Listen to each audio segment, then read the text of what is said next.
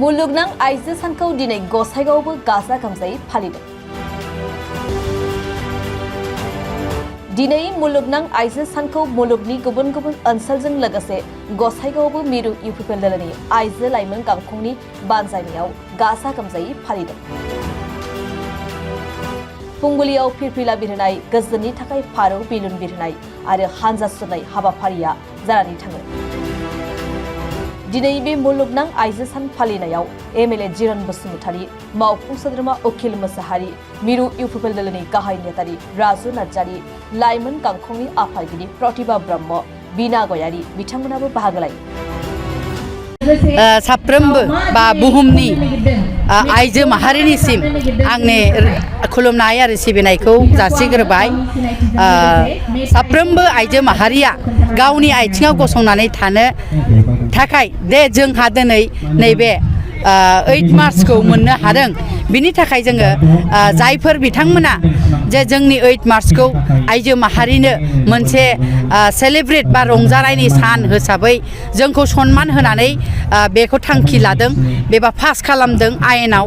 बिनि थाखाय आङो रोजा रोजा बिथांमोनखौ साबायखर बावग्रोबाय।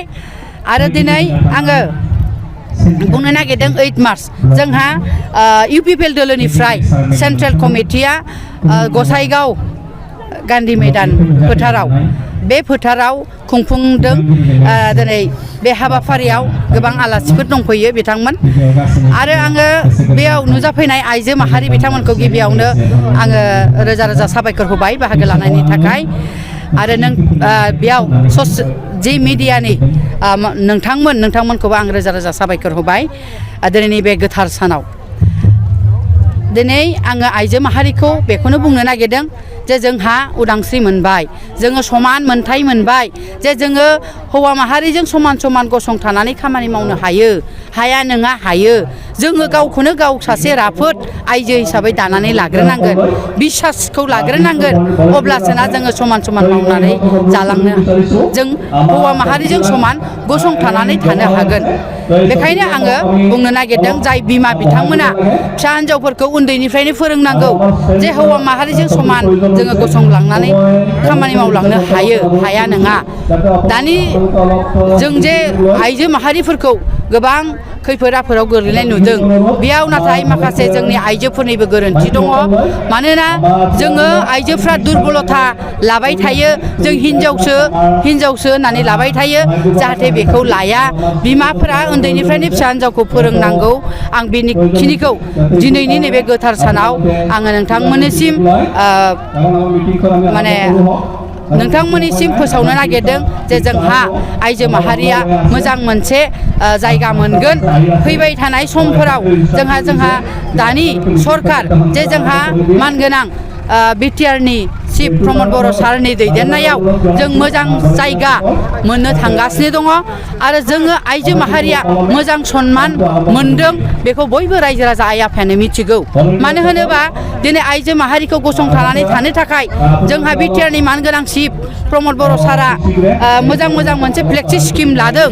दिनै आइजो माहारिनि थाखाय आइ अनसाय बिथांखि, बेयो जाबाय सबसे गेदेरसिन मोनसे थांखि। बे जाहैबाय सासे बिमा जानो ओंखारनाय डिलिभारि बा गोर्बोबती महिला, बे महिलानि थाखाय जोंहा मासाव 1000 करि जोङो 10 माससिम मोननो थांदों। सासे आइजो बिमाया 10,000 करि मोनगोन। मानो होनोबा गोर्बोआव थानाय बिमाया दुरबल जायो, बेयाव जानो लोंनो थाखाय थाखा फैसा गैया न'खराव, बिथांमोनहा फिथाइ सामथाइ मोजां मोनसे खाद्य मोनजाथों होननानै बे स्किमखौ लानाय जादों। बेनो जोंनि थाखाय बिराद गिदिर मोनसे स्किम बिमा माहारिनि थाखाय। आरो मोनसे स्किम होबावदों सेल्फ हेल्प ग्रुपनि थाखाय माइनाव सोरां बिथांखि। बे माइनाव सोरां बिथांखिखौ जोंहा आइजो माहारिफ्रा सेल्फ हेल्प ग्रुप दानानै गोबां खामानियावनो आवगायगासिनो। दिनै सेल्फ हेल्प ग्रुपनि आइजोफ्रा जि दानो हमबाय।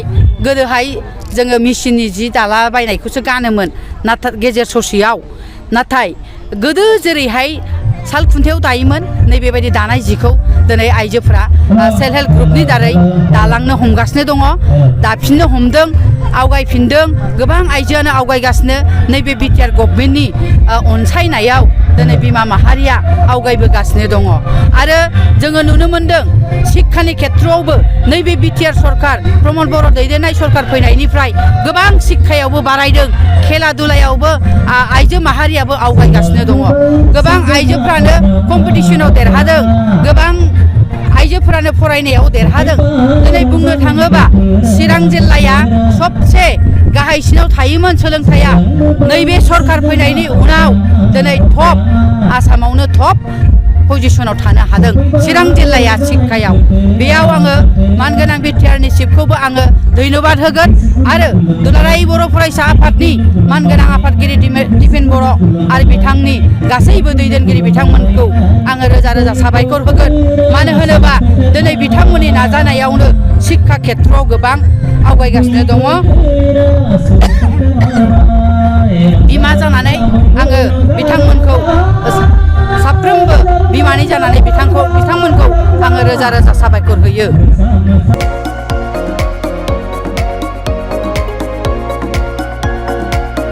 क'क्राझार सहरनि गथ'सा लाइमोनफोरनि थाखाय गोजोनथाव खौरां क'क्राझाराव गिबि खेबनि थाखाय गोदानै बेखेवदों इउनिभार्सेल गेम जन मुंनि मोनसे डिजिटेल गेलेमु सेन्टार क'क्राझार सहरनि ग्रीन फिल्डनि साखाथि इट्स भबानिपुर जेडि रडनि लामा सेराव गोदानै बेखेवबाय इउनिभार्सेल गेम जन गोसो गुदुं गथ' एबा लाइमोनफोरा बे गेम जनाव फैनानै रंजानाय लाफैनो हागोन